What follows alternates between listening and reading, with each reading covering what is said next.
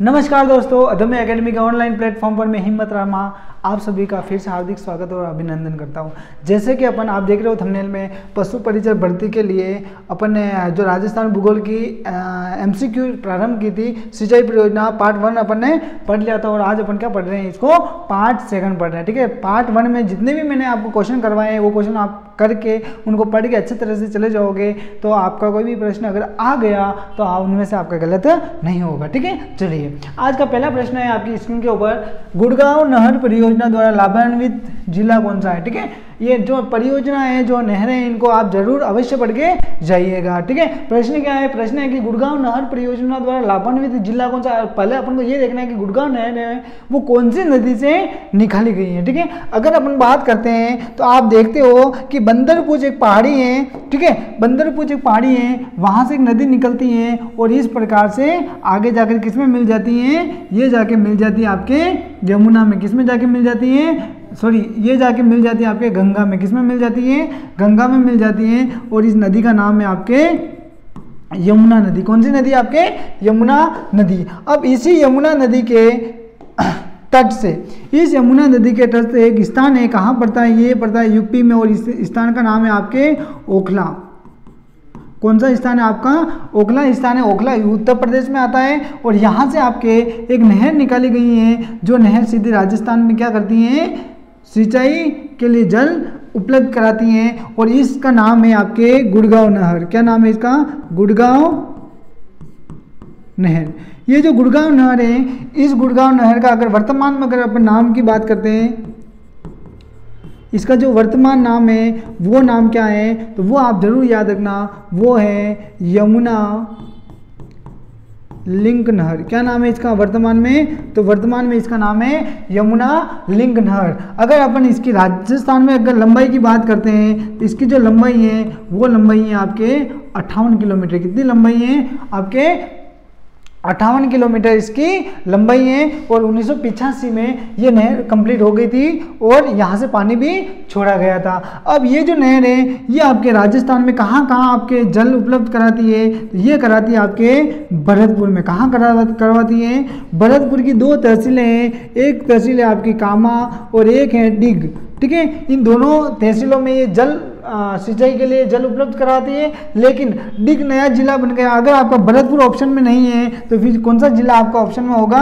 डिग होगा। कौन सा होगा, डिग। तो इसमें से सही जवाब क्या हो जाएगा आपके भरतपुर। इसकी लंबाई याद रखना कितनी है, 58 किलोमीटर है, गुड़गांव नहर है और वर्तमान में इसका जो नाम है वो नाम है आपके यमुना लिंक नहर। क्या नाम है इसका, यमुना लिंक नहर। ठीक है, यहां तक आपको बात समझ में आ गई। चलिए अगला प्रश्न है आपका, राजस्थान में सर्वाधिक सिंचित वाला जिला कौन सा है। अगर अपन राजस्थान में बात करते हैं, देखो अपने राजस्थान में वर्षा क्या है, वर्षा अपर्याप्त होती है, अनियमित होती है, अनिश्चित होती है। ठीक है, आप अरावली है, अरावली के समानांतर जो मानसून है वो निकल जाता है, गुजर जाता है। अरावली के पूरे पश्चिम में आप देखोगे तो आपको थार का मरुस्थल देखने को मिलता है। ठीक है, तो इस वजह से आपके राजस्थान में वर्षा की मात्रा बहुत कम होती है। औसत जो वर्षा होती है वो आपके 57-58 सेंटीमीटर ही होती है, इससे ज़्यादा आपके वर्षा सेमी-मीटर होती है, इससे ज़्यादा आपके वर्षा होती नहीं है। ठीक है, तो अपन जो सिंचाई करवाते हैं वो कृत्रिम तरीके से करवाते हैं। और कृत्रिम तरीके से क्यों करवाते हैं, क्योंकि जो भूमि की आर्द्रता होती है वो धीरे धीरे खत्म नहीं हो जाए, इसके लिए अपन कृत्रिम तरीके से सिंचाई करवाते हैं। ठीक है, तो उनमें से आपकी ये पूछा गया है कि सर्वाधिक सिंचित वाला जिला कौन सा है। ठीक है, तो देखो सर्वाधिक सिंचित वाला जिले की बात कर रहे हुए तो आप में कौन सा हो जाएगा, श्री गंगानगर हो जाएगा। कौन सा हो जाएगा, श्री गंगानगर हो जाएगा। और यहाँ पर सर्वाधिक सिंचित जो होती है, जो सर्वाधिक जो सिंचाई होती है वो सर्वाधिक सिंचाई किससे होती है, आपके नहरों द्वारा होती है। किससे द्वारा होती है, आपके नहरों द्वारा होती है। ये बात आप ध्यान रखिएगा। ठीक है, चलिए अगला प्रश्न है आपका, माही बजाज सागर परियोजना में गुजरात एवं राजस्थान का हिस्सा बताना है। ठीक है, ये प्रश्न में आपको स्टार बना रहा हूं, स्टार बनाया मतलब छपेगा, स्टार बनाया मतलब छपेगा। ठीक है, देखो माही बजाज सागर परियोजना में अगर बात करते हैं तो ये जो परियोजना है, ये परियोजना पहले बात करते हैं ये कौन सी नदी के ऊपर बनाई गई है, तो ये जो बनाई गई है वो बनाई गई है आपके माही नदी के ऊपर। ठीक है, ये जो परियोजना है ये परियोजना आपकी कौन सी नदी के ऊपर है, माही नदी के ऊपर ये परियोजना बनाई गई है। और अगर पूछे कि कौन से जिले में बनाई गई है, तो ये बनाई गई है आपके कौन से जिले में बनाई गई है, बांसवाड़ा जिले में। कौन से जिले में आप माही बजाज सागर परियोजना है आपके बांसवाड़ा जिले में, ठीक है। और यहाँ से जो आपके जो हिस्सा है वो हिस्सा आपके दो राज्यों का देखने को मिलता है। एक आप देखने को मिलता है आपको गुजरात का, और एक आपको देखने मिलता है राजस्थान का, ठीक है। दो आपको देखने को मिलते हैं, ठीक है। राजस्थान में गुजरात का इसका हिस्सा है 55% है, और अगर राजस्थान की बात करते हो तो राजस्थान का इसमें कितना हिस्सा है, 45% है। कितना है, 45%। तो 55 और 45 आपको जहां दिख रहा है वो सही जवाब हो जाएगा। लेकिन याद रखना कि पहले गुजरात पूछा है फिर राजस्थान पूछा है। इस क्वेश्चन का जो आंसर होना चाहिए वो आपका होगा, कौन सा हो जाएगा, B is the right answer, 55 और 45। लेकिन अगर यहाँ पर आपको राजस्थान पहले दे दिया गया होता और गुजरात बाद में दिया होता तो यहाँ से आपका आंसर क्या हो जाता, आंसर हो जाता 45, 55 हो जाता। कितना हो जाता, 45%, 55 हो जाता। लेकिन आपको ध्यान रखना है कि यहाँ पर कौन सा पहले दे रखा है, गुजरात पहले दे रखा है कि राजस्थान पहले दे रखा है। और ऐसी छोटी छोटी गलतियों से बच्चे क्या करते हैं, प्रश्न गलत कर लेते, ठीक है। यहाँ तक बात समझ में आ गई, ओके। चलिए अगला प्रश्न है आपका, राजस्थान में नहरों द्वारा कितने प्रतिशत क्षेत्र सिंचित होता है, ठीक है। आपके जो राजस्थान में जो सिंचाई होती है, अगर अपन सिंचाई के साधनों की बात करते हैं, अगर अपन राजस्थान में सिंचाई के साधनों की बात करते हैं तो इसको कितने भागों में डिवाइड किया रखा है। तो देखो पहला जो भाग है वो आपके किसके द्वारा है, नहर द्वारा है। उसके बाद आप देखोगे तो आपके कुएं एवं नलकूपों द्वारा है, कुओं एवं नलकूपों के द्वारा है। उसके बाद अपन देखते हैं तो आपके तालाबों के द्वारा है, और उसके बाद देखते हो आप तो झरनों के द्वारा है, ठीक है। झरनों व अन्य, अगर झरनों व अन्य की अपन बात करते हैं, अगर अपन देखो राजस्थान में नहरों की बात करते हैं तो लगभग 30% जो भाग है वो नहरों द्वारा सिंचित होता है।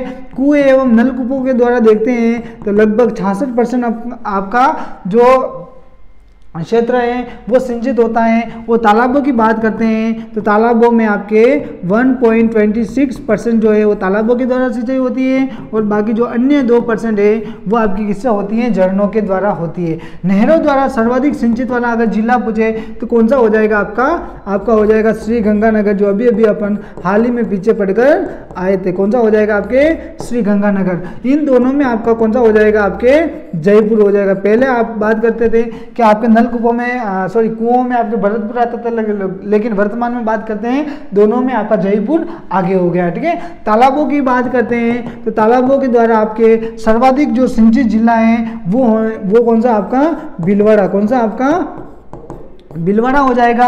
और झरनों और अन्य की बात करते हैं तो इसमें आपका कौन सा जिला हो जाएगा, इसमें आपका बांसवाड़ा हो जाएगा, आपका डूंगरपुर हो जाएगा, यानी आपका दक्षिणी राजस्थान की अपन बात करते हैं, ठीक है। अब अपन को क्या पूछा गया है कि नहरों द्वारा सिंचित नहरें का कितनी है, नहरें आपके 30% के दिख रहा है, हाँ ये रहा, ठीक है। 1.2% किसका था, अभी अपन बात करके आए तालाबों का है, ये आपकी इसका नल एवं कुओं का है, किसका है, नल एवं कुओं का है। और अन्य दो बात करते हो तो ये आपके अन्य में किसका हो जाएगा, आपके झरनों के द्वारा भी सिंचाई होती है, अगर आप दक्षिणी राजस्थान में देखते हो, ठीक है। चलिए अगला प्रश्न देखते हैं अपन। अगला प्रश्न है, सिद्धमुख नहर परियोजना है, ये राजस्थान में कौन सा जिला इस नहर से आपका लाभान्वित है। अगर इस नहर की बात करते हो तो आप देखते हो कि एक आपकी नदी है, इस नदी का नाम है आपके रावी। कौन सी नदी है आपकी, रावी। और एक नदी है जिसका नाम है आपके व्यास नदी। रावी और व्यास नदी, इन दोनों नदियों के संगम से आपके एक नहर निकाली गई है, और ये नहर राजस्थान में कहाँ आती हैं, तो ये आती है आपके श्री हनुमानगढ़ में, सॉरी कहाँ आती है आपके, ये आती है आपके हनुमानगढ़ में। कहाँ आती है आपके, हनुमानगढ़ में आती है, और इसी का नाम है आपके सिद्धमुख, इसका नाम क्या आपके सिद्धमुख नहर परियोजना। क्या नाम है इसका? सिद्धमुख नहर परियोजना है। अगर ये ऑप्शन में नहीं है तो दूसरा आपके ऑप्शन में होगा राजीव गांधी नहर। कौन सा हो जाएगा आपके? राजीव गांधी नहर हो जाएगा। और इससे जो लाभान्वित जो जिला है वो आपका एक तो हनुमानगढ़ है और एक आपका कौन सा हो जाएगा? चूरू। इन दोनों जिलों में आपके क्या होती है? सिंचाई के लिए जल उपलब्ध करवाया जाता है। ठीक है, अधिकतर आप देखते हो एक नंबर पे आपको रखना है हनुमानगढ़। कौन सा रखना है आपको? हनुमानगढ़ रखना है। ठीक है, तो इसका सही जवाब आपके क्या हो जाएगा? हनुमानगढ़ हो जाएगा। क्या हो जाएगा? इससे हनुमानगढ़ हो जाएगा। ये बात आप ध्यान रखिएगा। ठीक है, चलिए अगला प्रश्न देखते हैं अपन। अगला प्रश्न है आपका, कोटा बैराज का निर्माण किस उद्देश्य से किया गया है? अगर आप कोटा बैराज देखते हो तो ये जो कोटा बैराज है, कौन सा बैराज है आपका? कोटा बैराज।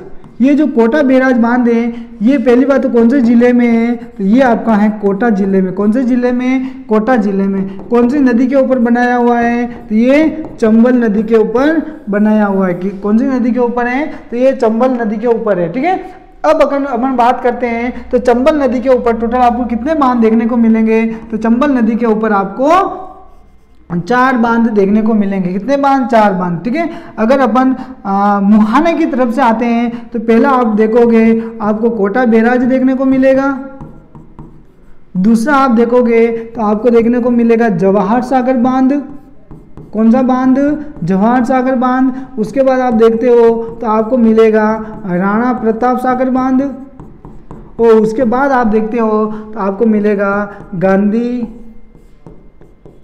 सागर बांध। कौन सा बांध है? गांधी सागर बांध। अब याद रखना ये तीनों के तीनों बांध हैं। यहाँ से आपके क्या यहाँ से आपको विद्युत उत्पादन भी होता है। यहाँ से क्या होता है? आपके विद्युत उत्पादन भी होता है। लेकिन एकमात्र कोटा बैराज यहाँ से आपके कौन सी यहाँ से आपके सिर्फ सिंचाई के लिए जल उपलब्ध किया जाता है। ठीक है, किसके लिए? आपके सिंचाई के लिए जल उपलब्ध किया जाता है। तो सही जवाब आपके क्या हो जाएगा? सिंचाई के लिए। अब ये जो कोटा बैराज है, इस कोटा बैराज से आपके 2 नहरें निकल 8 नहरें, टोटल कितनी लिफ्ट नहरें? 8। इस 8 में से 12 और कोटा जिले में सिंचाई उपलब्ध होती है। कोटा में कितनी नहरें? 6 नहरें हैं। और 12 में कितनी नहरें हैं? तो 12 में आपके 2 लिफ्ट नहरें हैं। ठीक है, ये बात आप ध्यान रखिएगा। सही जवाब आपके क्या हो जाएगा? सिंचाई। ठीक है, चलिए अगला प्रश्न है, सोम कागदर बांध या सोम कागदर परियोजना किस जिले में स्थित है? इससे पहले अपन देखते हैं कि आपकी एक नदी देखने को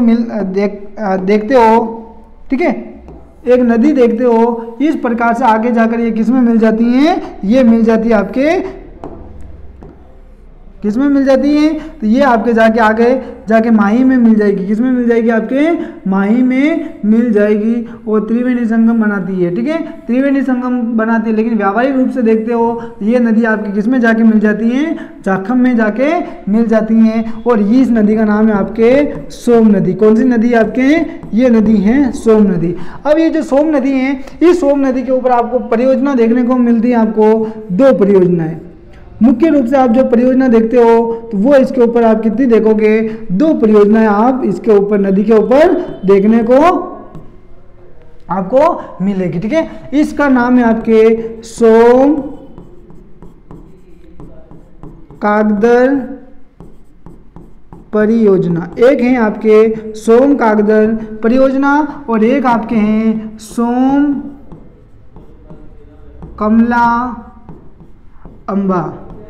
ठीक है, 2 हैं आपके। एक है आपके सोम कागदर परियोजना और एक आपके हैं सोम कमला अंबा परियोजना। ठीक है, अब इसकी बात करते हैं तो ये आपको कौन से जिले में देखने को मिलती हैं? तो ये आपके हैं डूंगरपुर जिले में। कौन से जिले में आपके? तो ये हैं आपके डूंगरपुर जिले में। और सोम कागदर जो परियोजना है ये आपके कौन से जिले में? ये आपके हैं जिलों की नगरी उदयपुर में। कहाँ पर है? आपके उदयपुर में। इसका सही जवाब आपके क्या हो जाएगा? उदयपुर। देखो बांसवाड़ा में आपको कौन कौन सी देखने को मिलेगी? तो बांसवाड़ा में आपके एक तो है कागजी पिकअप परियोजना। उसके बाद में देखते हो आप अनाज परियोजना जो अनाज नदी के ऊपर है। ठीक है, और माही बाजार सागर परियोजना। डूंगरपुर में देखते हो तो एक आपकी है सोम कमला अंबा, सोम कमला अंबा परियोजना, ठीक है। उदयपुर में आपके हो गई है। उसके बाद में आप मेन रूप से देखोगे तो मानसी वाकल परियोजना भी आपके उदयपुर की है। मानसी जो वाकल परियोजना है ये आपकी उदयपुर की है। प्रतापगढ़ में मुख्य रूप से देखोगे तो प्रतापगढ़ में आपको जाखम परियोजना देखने को मिलेगी। यहाँ तक बात समझ में आ गई। चलिए अगला प्रश्न है आपके, ओराई जो परियोजना है वो किस जिले में स्थित है? चित्तौड़गढ़, कोटा, बांसवाड़ा या केकड़ी? अगर आप इससे ओराई परियोजना की बात करते हो तो यहाँ से आप एक नदी देखते हो, इस प्रकार से नदी निकलती है और आगे जाके किस में मिल जाती है? आपके आगे जाके मिल जाती है ब्राह्मणी में। तो ये जो नदी है इस नदी का नाम है आपके ब्राह्मणी नदी और इस नदी का नाम है आपके ओराई नदी। कौन सी नदी है? ओराई नदी है। ओराई नदी के ऊपर आपके एक बांध बना हुआ है और इसका नाम है आपके ओराई बांध या फिर ओराई परियोजना। कौन सी परियोजना? ओराई परियोजना, ठीक है। अब ये जो परियोजना है ये आपको राजस्थान के कौन से जिले में स्थित है? तो ये जो ओराई परियोजना है आपके चित्तौड़गढ़ जिले में स्थित है। कौन से जिले में? आपके चित्तौड़गढ़ जिले में, ठीक है। यहाँ तक आपकी बात समझ में आ गई। चलिए तो आज आपके जो सिंचाई परियोजना की जो क्वेश्चन लेके आया था मैं आज आपके यहीं कंप्लीट होता है। दोनों पार्ट आप अच्छे तरह से देख के जाना, ठीक है। ओके।